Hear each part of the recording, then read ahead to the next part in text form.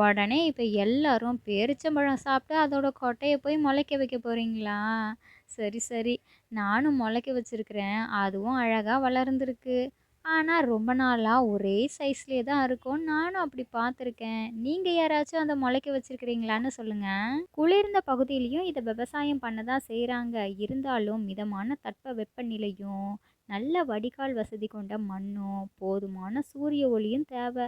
பராமரிப்பு சரியா இருந்தாலே அதிலிருந்து நிறையா பேரிச்சம்பழங்கள் நமக்கு கிடைக்கும். இதெல்லாம் எப்போ தெரியுமா அறுவடை செய்கிறாங்க? இலையுதிர் காலம் அப்படி இல்லைன்னா இலையுதிர் காலத்தோட நடுப்பகுதி, அதாவது செப்டம்பர் மாதத்துக்கு பின்பகுதி நவம்பர் வரைக்கும் இதை அறுவடை செய்யலாமா. ஆனால் பேரிச்சம்பழங்கள்லேயே நிறைய வகைகள் இருக்குல்ல, அது மொத்தத்தையும் இதே காலத்தில் தான் நம்ம அறுவடை செஞ்சாகணும் அப்படின்லாம் முடியாதுங்க. அதுக்கும் காலங்கள் மாறுபடும்.